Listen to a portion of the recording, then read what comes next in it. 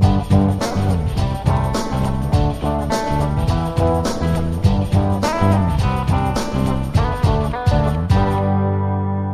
and welcome to the Best Thing From podcast. I'm Kev. And I'm Steve. Did I say from wrong then? I think I said Best Thing From. I don't know, I wasn't listening. I don't think anyone else will be now. Let's face it, it's going to be the third episode of 3 that people listen to. I assume, one after the other, if I say From the third time, they're still going to remember the name of the actual show, aren't they? I'm sure it'll be fine. I'm sure if they type in Best Thing and then just put From, it'll probably find it. Because the search engine probably doesn't need the R. Exactly. You'll probably leave it after letters. Chances are, by now as well, 3 episodes in, anyone who's that interested in quality control probably stopped listening midway through episode 1. So probably not made it this far. So by this point, it's only the same 20 people who used to listen to the old Best Thing From. And they know what it's called, because they've got T-shirts and tattoos and whatnot. Especially the tattoos. That we gave them away on a special offer. We did. We'll do 90% off tattoos this series as well, eh? Are we? Yeah. Have we got Mabel to do tattoos again? Yeah, we got Mabel in. Oh, magic. That's good, that is. I actually went out yesterday to try and spread the word that we were coming back. I went out in one of my old Best Thing From T-shirts, swanning around Tesco in it. I think I'd turn some heads. The last time I wore mine out in public, an old lady bought me a basket of bread and asked me to taste it. It was good bread. Was it related to the T-shirt or utterly unrelated? I think it was related. I'd like to think it was. People often just bring me baskets of things and say, "Hey, sheepdog, try out my bread," and I have a try. What accent was that then? I couldn't tell you. That's what she sounded like. Yeah, go to a pub in Peterborough. They offered me some beers and a sheepdog. Were you wearing your T-shirt that day? I remember you wearing your coat that day. You do wear a coat quite a lot, I've noticed about you. I don't know if I've ever mentioned it before, but you wear a coat quite often and you've not got as much hair as you probably should at your age. You should probably have highlighted that off the air so I could have rectified those issues without being self-conscious. Don't worry, we'll airbrush some hair in when the video of this is released. Cool, okay. Well, this is being videoed, is it? What did you think we were doing? Just talking into microphones in a dark room like losers? When I came to iTunes, the lady at reception didn't mention the video. She just said, come this way to the recording studio.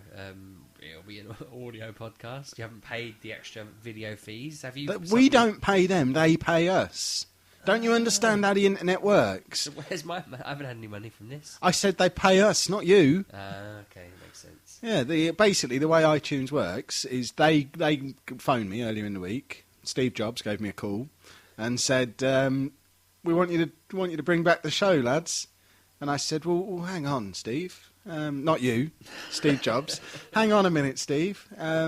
We've already got 3 shows on iTunes at the moment, and they're all about gaming. Do you want us to do a 4th one about gaming? Because we're getting towards overkill on gaming now."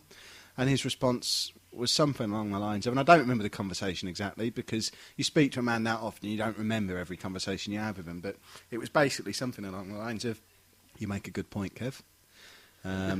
I don't think you need to do another show on gaming, but I can't think of a topic for this new show that you want to do. What are you going to do it on?" And we were both drawing blanks. Neither of us had any idea what to do a show about. So we batted around ideas for a little while, and we basically settled on bringing back the name from the show we used to do, Best Thing From. Adding an R. Yeah, we added an R. That was his idea. The man's a marketing genius. But rather than having a topic, we'd ask our listeners to provide us with a topic each week by tweeting into Best Thing From on Twitter or emailing kevinsteve@gmail.com. The idea was, and this was all from him, this isn't from me, this is all from the man himself, if they email us ideas for topics for us to talk about, we'll basically randomly select them each week and do a different topic every week. And then just to keep them even more involved, we'll let them email in questions about that topic as well. And we'll invite them to do that using the medium of Twitter. I think he's probably got shares in Twitter as well, because he was really pushing the Twitter side of things. He'll have a bit of that, won't he? Yeah, so I'm going with it. He's the ideas man. He built the first iPhone himself, so he obviously knows his business. So that's basically what we're going to do. So this is the 3rd of 3. This one is going to be on a topic that I'll tell you about in a little while. But yeah, get your ideas coming in for future shows. I think next week's show, episode 4, is going to be about the seaside. So feel free Well, what a remarkable coincidence. So feel free to email in your questions about the seaside for next week's show. So you can email them, kevinsteve@gmail.com, or tweet @bestthingfrom with questions about the seaside. But also, if you think there's a pressing issue that you want us to address, then give us some topic ideas as well. It's always welcome. And that's basically the conversation me and Steve had. Not you, the other Steve. Okay, that ties in why we're at iTunes, but the video, I mean, I might have missed this. This might be the point when we arrive at iTunes. Kev kind of goes and has a chat with them, gets led to the room, they're set up. I kind of wander the halls, just trying to see what I can steal, basically. And take a few while you're doing that, towels and a bit of iTunes shampoo. Yeah, while you're doing that, it was while you were producing Stushy's new record, which I think hit iTunes this week. I assume you produced it. While you were off doing that, I was setting up cameras. There's one there, and there's one there. So basically, that one in that corner is filming me. That one over there is filming you. And everything that appears on the monitor that we have between us is also being kept for public record as well. So one day, the videos will be made available. I don't think any of the Apple devices are able to play video yet, though. So they're keeping them back for if they ever develop a way to play video on iPhones or iPads. Right. So if Steve just figures out yeah. a way to plug them on, if that tech ever comes into existence, they'll re-release them all as video and probably charge a premium price for it. Failing that, they'll just put cartoons of it and put them on Sky 2 in the middle of the night, like Ricky Gervais did. Yeah. Right, Sheepdog. Yes, mate. It's time we had a beer, because I'm getting a bit dry over here. What have you got for me over there? It's your turn. Right, this one, I know you're not a fan of this particular band. Beer, Brewery, please. Not band. What have we got? Robinson's Brewery. Are they the people who make the orange juice and stuff? Yeah, they've made Trooper, the Iron Maiden ale. Now, the reason I brought this partly was because my dad's a big Iron Maiden fan. We've gone to see them play together about 8 or 9 times. What, play music? Yeah, and football. And, big fan. So there was that. But then I also knew you didn't like them, so that's a third of the reason. I just kind of thought, wind Kev up. But then, this was one of 4 beers that the Robinson Brewery sell. Is one of them lemon barley flavour?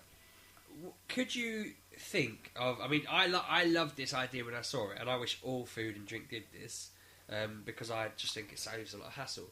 But could you think of a really logical thing to call an ale that isn't just ale? I've not just written ale on it, or beer or whatever. They've just named it something. You look at it, you think, yeah, I'll have some of that. Nice ale. No. Tasty ale. No. Beer. You can stop there. You asked me to guess, and I'm committed to the game. Okay, go on one more time. Really nice ale. No. They've got 3 other beers. One's called beer that goes with steak. Okay. One's called beer that goes with chicken. Okay. The other one's called beer that goes with curry.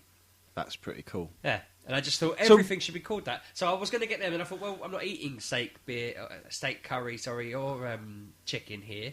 So if you were having lamb? What beer would you have? Well, is that where Iron Maiden comes in? Well, no, is that like a catch-all? That's probably on the way. But I kind of thought, well, this is a bit of a, we're just chewing the fat, and it doesn't say on it beer for listening to music, but I assumed it involved some kind of sound. I thought it's the closest thing. If you were to link us to anything in the world, it would be Iron Maiden, and it's happened many times before.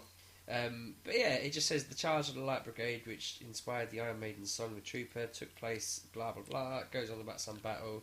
There's nothing in there that links. I was going to try and act like I planned it, but no. That's a fruity one. I've just had a mouthful. That's a fruity beer. I love that fruitiness.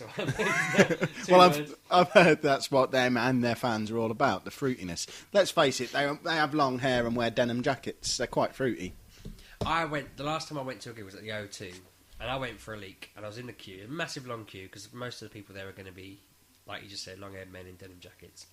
And I wasn't. I was just there in normal day-to-day sheep. You were wearing some denim, though, surely? Jeans. Studded jeans?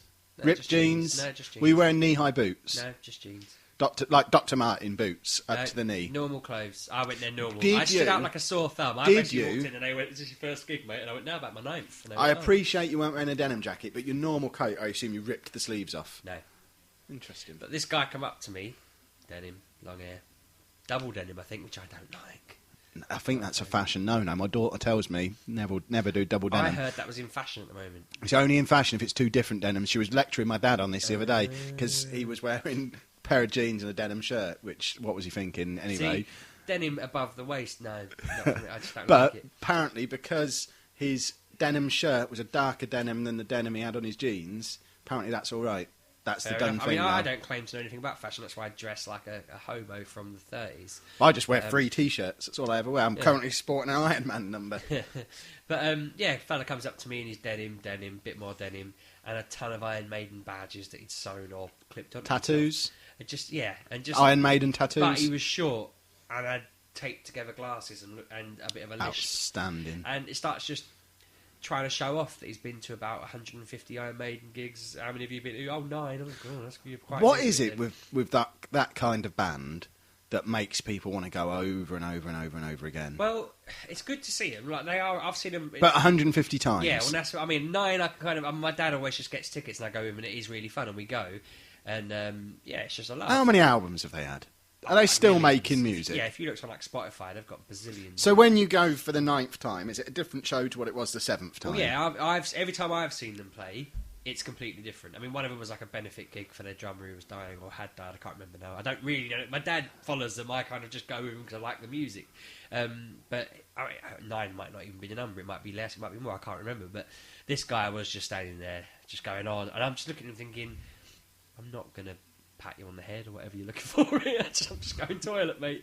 And every time I went to the toilet, he was still out there. So I don't even think he was watching the gig. He just wanted to make friends. I went to it like twice, but he was there both times. It was very bizarre. But yeah, you get. Was he following you? He might have been. He might have thought that's the fellow that spoke to me in the queue. I'm in there. But he's the kind of person who probably has every other bottle of this beer. We should have probably not opened it and just sold it to Where him. did you get that from? Morrison's. They have Iron Maiden beer in Morrison's. Yeah. Is it an also have officially Elbow licensed beer. product? Is it actually Iron Maiden the band, or are they just calling it that? It must be because it's got Ed on it. Who the hell's Ed? The like skeleton zombie monster thing that they always have on all their I stuff. don't know about that. You should. My dad's got an awesome poster of a giant Ed destroying an aeroplane while it's in flight. Nice. It's in his car room with his car collection and his Spurs mirror. Sounds like he's got more nerdy stuff than I have. Oh, yeah, my dad's a proper nerd, bless him. He's got awesome... I mean, I remember him remembering... Because for years, he only ever listened to, like, The Cause and things like that because he had kids and a wife and we didn't want to listen to whatever... You wanted to listen to The Cause. Well, no, I didn't. My dad just put music on he thought would be, like, nice for his family or whatever on car journeys. And then I remember him putting a bit of Queen on and starting to mix it up a bit. And then suddenly he remembered he has been an epic Iron Maiden fan for his entire life, and that's all he listens to now. And yeah, it is official, by the way. I was trying to find that. That's why I kind of went off on a bit of a ramble there. But yeah, and he is really into. He's kind of got his geekiness. He's got his cars, his Iron Maiden stuff. He's got Spurs stuff, and plays all his games. This is one of those beers that gives me a bit of a soapy aftertaste. Has it got a description of what this beer is? Because the 2 we've had on the last 2 shows, I've really enjoyed. This one, I'm thinking this is a bit soapy and fruity for me. What's this? What were these other ones we were having? These other ones we were having were what were they? I'm trying to read about them whilst talking to you. It is a bit dark. iTunes need to pay the bloody electric bill and get the light back on. Steve. These are dark ones. Dark amber is stuff that I've read on both of those bottles that we've just had. This is much lighter. It looks like just a lager or something. This one just rambles on about this battle that the whole lot's named after. I'm going to turn the light on my phone. Malt flavours with citric notes from a unique blend of Bobic, what the hell's Bobic, Goldings and Cascade hops. Definitely has the citric note. Dominate this deep golden ale with a subtle hint of lemon. See, I'm not really it's fond definitely of citric ales normally, but this tastes okay. It's all right. It's definitely got the soapy aftertaste to it. I'm surprised that it's not a dark ale for being Iron Maiden. Because again, like my dad doesn't maybe fit the bill of an Iron Maiden fan particularly. Well, he's got the long hair, the denim, and all the tattoos, doesn't he? He does have a lot of tattoos. He doesn't wear denim and he doesn't really have long hair. He's got longer hair than me, which ain't hard. But he likes a dark. Hair. Basically, if you say to him, "What beer do you want?" He'll say, "Just find the strongest one they've got and the darkest one they've got." He likes dark, strong beer, whereas this is sort of.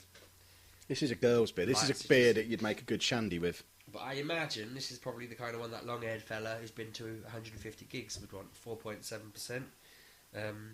It's a good beer for sitting in the garden and having a barbecue. If they were to rebrand this would be a good beer for having with a barbecue. It'd cut through a greasy burger quite nicely. So you think they should take off the Iron Maiden sticker and maybe put a Madness sticker or something like that on it? Yeah, Picture maybe. a pair of baggy trousers or something. I'd be all over that. Madness were great. The first album I ever bought was Divine Madness. Madness are all right. Madness are outstanding. I know another person who's obsessed with Madness. I say no, I haven't spoken to him in about a decade, but he was obsessed with Madness and used to collect Madness